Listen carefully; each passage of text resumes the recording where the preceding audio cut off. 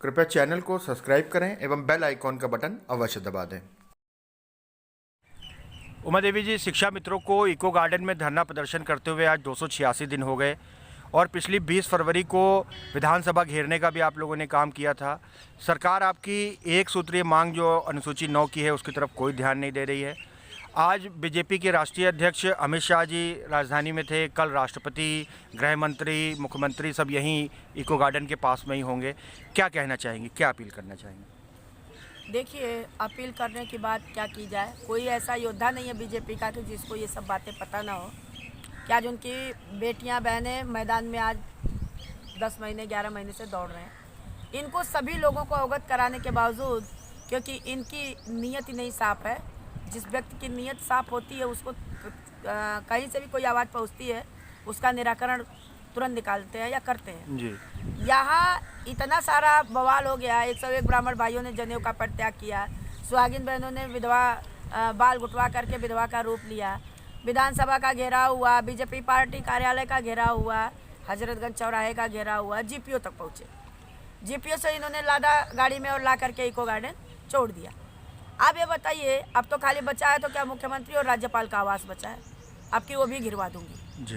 क्योंकि जब वहाँ पहुँचो तो मुख्यमंत्री जी नहीं है। रोज़ मुख्यमंत्री जी गायब रहते, तो अब मुख्यमंत्री जी के दरवाजे पर इतने दिन डटेंगे हम लोग जब तक कि मुख्यमंत्री जी कहीं घूम फिर के आ न जाए। जी। जिस राजा के, जिस शासक के दरबार में पेट की रोटियों के लिए बेटियां गुहार लगा रही हो, वह राजा गायब रोज, तो फिर प्रजा का दुख कब देखने का टाइम उनके पास मिल रहा है? जी। बिल्कुल नहीं वो देख पा रहे हैं। नहीं देख पा रहे तो उनके दरवाजे पे ये आसन दासन लगाएंगी ये बेटियां, और राज्यपाल भी महोदय जी को भी घेरा जाएगा और इनको भी घेरा जाएगा। ये कितने दिन नहीं सुनोगे? नहीं सुनोगे तो मैं तो वैसे भी पहले कह चुकी हूँ कि आपको वोट जहाँ मांगना होगा मांगिएगा, मैं विरोध करूँगी आपका। देखिए कौन पब्लिक आपको देती है वोट। ईवीएम का फंडा कहाँ चला पाएंगे आप? अगर आपको रोटी नहीं देना है तो आप कुशल शासक नहीं बनना है तो आप मत बनिए। कुर्सी पे बैठने का अधिकार आपको नहीं है जी। और 5 साल हो गया केंद्र में, क्या दिया इन्होंने?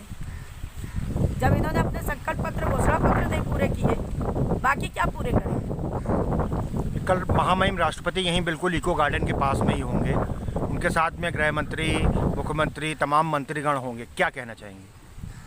मेरी तो अपील उनसे यही रहेगी, क्योंकि कानपुर के ही हमारे रहने वाले हैं, कि मान्यवर आपको मेरी आवाज़ अगर सुनाई दे रही हो तो 1,72,000 परिवार आज मौत के मुंह में जा रहा है। और ये अनहोनी बीजेपी सरकार में आप महामहिम हैं, राष्ट्रपति हैं, हमारे खुद के ज़िले से हैं, कानपुर से ही। अगर आप इन बेटियों का गौरव, मान, अभिमान, सम्मान बचाना चाहते हो तो आकर के रोटी और सम्मान दीजिए। ये बेटियां हमेशा मुरीद रहती हैं अपने माता पिता की, कभी बेटियां अलग नहीं जाती हैं अपने माता पिता से। और यदि आपको लगता है कि नहीं, इसी तरह से शोषण बीजेपी सरकार करते रहे और आप मूक बधिर की तरह देखते रहें, तो थोड़ा समय और बचा है। उसके बाद जनता, पब्लिक समझा देगी बीजेपी सरकार को कि जो वोट देगा उस शासक से रोटी लेगी जनता जी। और जो शासक रोटी नहीं दे सकती उसको जनता वोट दे करके शासन में नहीं बैठाएगी जी। क्योंकि जैसे देकर बैठाती है वैसे छीन कर हटाने का भी काम जनता करती है। जी। शिक्षा मित्र भाई बहनों से क्या अपील करना चाहिए? आप सभी लोगों से कही अपील करूंगी कि आपस की नोक झोंक, आपस की बड़बोली, आपस की विचार मंत्रणा, कहीं ब्राह्मणवाद, कहीं यादववाद, कहीं ठाकुरवाद, कहीं यस्सीवाद, कहीं बीसीवाद, सारे वाद बंद कर लीजिए। जब ब्राह्मणवाद में इतना चाटुकारी है तो दूसरे वाद को क्यों बढ़ने दिए आगे? इन चाटुकारियों को बंद करिए। सारे चाटुकारी को बंद करते हुए मिशन एक है कि रोटी चाहिए, सम्मान चाहिए, गौरव चाहिए, यश चाहिए, कीर्ति चाहिए। उसको लेने के लिए एक मिशन के तहत अपने आगे बढ़िए, लक्ष्य को अपने एकदम निर्धारित करके रखिए। और खाली ग्रुपों में बड़बोली करके और ग्रुपों में एडमिन बन के बड़े बाप बनना या बड़ी अम्मा बनना बड़ी अच्छी बात नहीं है। ग्रुप में जो भी संभाल नहीं पा रहा है और किसी एक को पा करके टारगेट बना रहा है, तो जितने बड़बोले हों आ जाए इको गार्डन में, जवाब देने के लिए तैयार हूँ। जवाब लेने की ताकत हो तो इको गार्डन आके बैठ जाना, क्योंकि आपकी ताकत तो खत्म हो चुकी थी जब आपके घरों में 600 लाशें उठी थी। ध्यान से सुन ले एक एक शिक्षा मित्र, आप लोगों की ताकत उसी दिन खत्म हो गई थी कि 600 लाशें उठने के बाद कोई निकल के आने को तैयार नहीं था, और निकली तो केवल उमा देवी निकली अपने सर पे कफन बांध के, क्योंकि तब सभी की गिग्गी बधी हुई थी बीजेपी सरकार के खिलाफ। कोई चू करने की ताकत नहीं रखता था। आज कूद रहे हो ग्रुपों में, औकात हो तो निकलो बाहर, आ जाओ मैदान में, आओ ना। खाली ग्रुप में बड़ी बड़ी लंबे लंबे भाषण, अपनी औकात के हिसाब से भाषण देना, अपना ब्राह्मणवाद अपने घर में रखना, अपना ठाकुरवाद अपने घर में रखना, और जो यादव कूद रहे हैं वो भी अपना यादववाद अपने घर में रखेंगे। यहाँ आए तो जरूरत पेट की रोटी की, सम्मान की, गौरव की, यश कीर्ति की, अभिमान की। स्वाभिमान बिकता चला गया और ग्रुप में बड़े बड़े नेता, बेशर्मी की भी हद हो गई है आप लोगों के। अरे रोटी लेने का सिस्टम जब नहीं मालूम है तो जहाँ सिस्टम चल रहा है वहाँ चलाइए।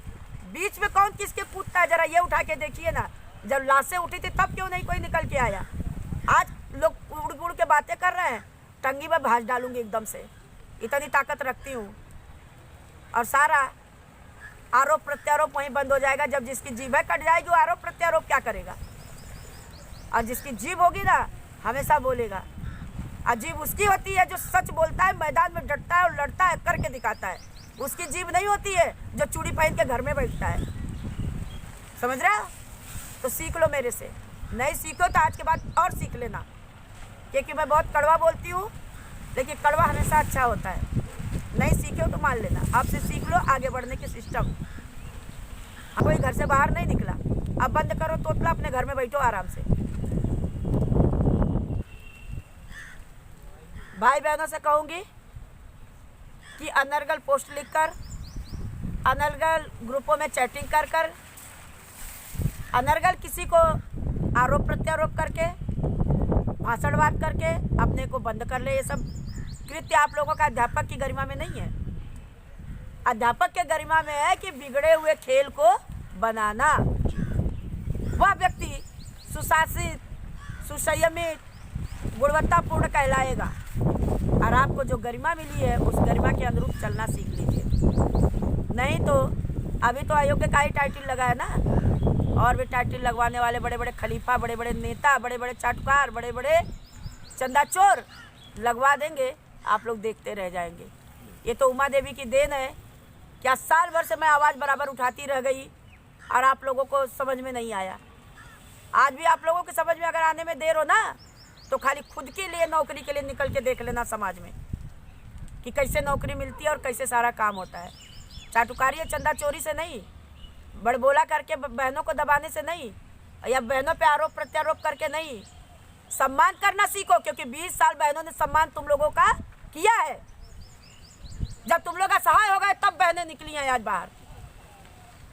इसलिए अपनी जुबान पे लगाम कर लो, कंट्रोल रख लो।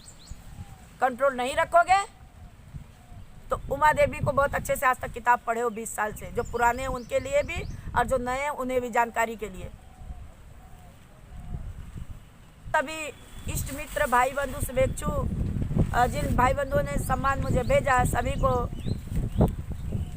सम्मान करते हुए, सभी का आभार व्यक्त करते हुए, LIU मीडिया प्रशासनिक भाई बंधुओं का तहे दिल से आभार व्यक्त करते हुए अपने बाड़ी को विराम दूंगी।